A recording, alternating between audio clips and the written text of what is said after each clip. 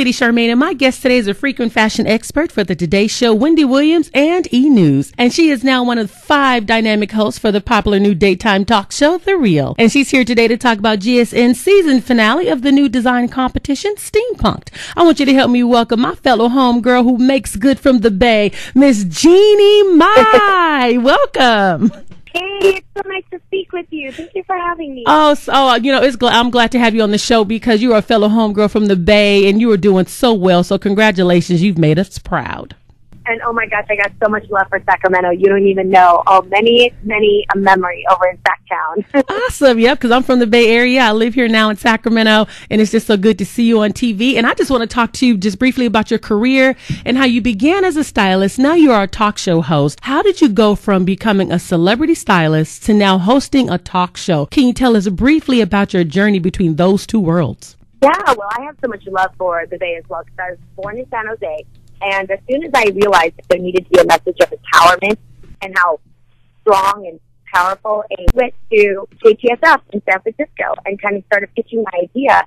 And from there, I just built my career and slowly was blessed to be able to meet links with people like Alicia Keys and Christina Aguilera as a makeup artist first. And at the time, they weren't stylists. So I started to help styling them as well, giving them, just running to pull their clothes, giving them different ideas. And just God had me in favor right there. And I just kind of cannonball from there. Some people like myself, if I was a stylist, sometimes you don't think that that would even lead to a television show, which happened for you. And so now you're on a very popular show, which is The Real, which I absolutely love. How do you keep chemistry among 5 women? And when you have even girl groups, right? Singing groups, sometimes there's always somebody who wants more of the spotlight. Do you guys ever fight over camera time, or is everything divided among the ladies? You know what? First of all, yes, all of us women, we want our own, we want our own RESVCT. We have our own voices and we're all outspoken. But the number one thing I think that bonds us is that we are mature. We want to see the show successful, and we want to tell other women that you absolutely can have different opinions and still be girlfriends. I mean, think about your best girlfriends out there. They're not the ones that do the same things as you. They're the ones that tell you like it is, break it down to you, and they're real. And so I think with us women, it's important that we remember to be real with one another first so that we can then have a fun journey and have a fun girl chat. And it really shows on the show because your career has now brought you full circle from being a fashion stylist and makeup artist to now hosting a design competition. Did you ever imagine hosting a show like this?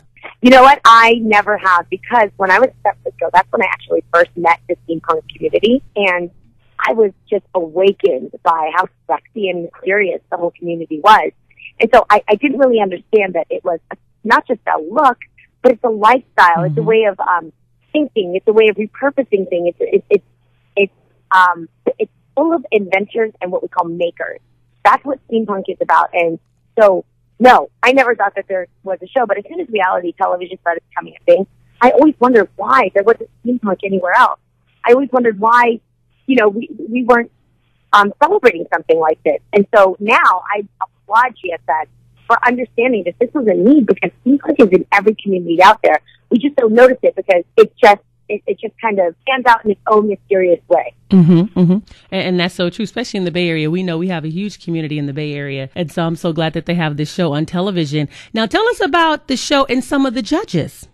Yeah, so the judges are, first of all, I bow down to these guys. These guys are kind of the pioneers of steampunk, if you were to say. Number one is Matt King. Matt King is he's such a unique person because he produces, he directs, he edits, he writes, and then he also acts as well. So his production, World of Steam, his project is probably one of the most colorful, most dynamic explanations of what steampunk is for those who don't know. And it's just, you've got to check it out. It's so alluring. But Matt King himself has such a beautiful way of telling a story.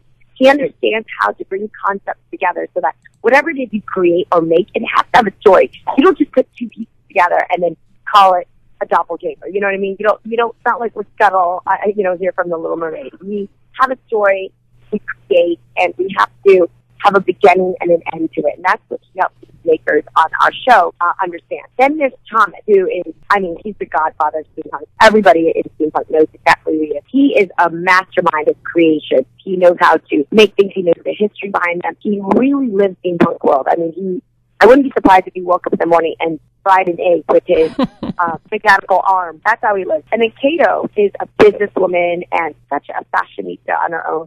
She is a steampunk couturier. She hand makes the most beautiful steampunk pieces for her own wardrobe. Everything you see on the show, she created. So she and Matt and Thomas together create what steampunk is all about. And the makers add their own zest. Steampunk isn't something that only one person can define. It is to each maker to define, which is why the competition is about discovering who is that ultimate maker who stands out above the rest and really is not contained to one category. And who are your finalists now? We know that tonight is the season finale, and what will they win? Yes, well, you know what? I don't want to say too much because I don't want to give away who our, the last standing person is. But I will say that, as you can see, JW, he is not messing around. That guy, you never know what's going to come out of his mouth next because he's old school. He knows exactly how things should be run. He runs his own business. He runs a carpentry business, and he's a maker of all things, and he's not afraid of fashion either. And so he's that man who, I think we're not surprised to see his skill get him to where he is, but at the same time, we're like, wow, when is his mouth going to get him into any trouble? Because, he's not afraid. And then we have Steampunk Eddie, too, who, again, another man who is so wise, has so much experience under his belt that he can't be toyed with, And then you've got Miss Morgan, who she's got such a fashion background and credential.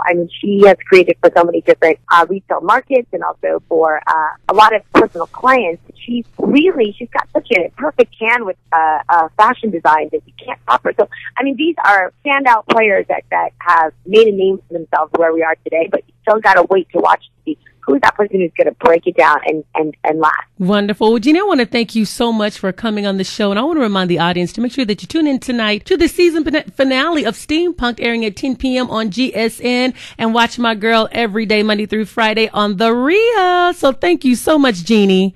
Yay. Thank you. I really appreciate you. And take care of yourself out there in Sacktown. We love you. Thank you. Love you too. Bye-bye. Bye.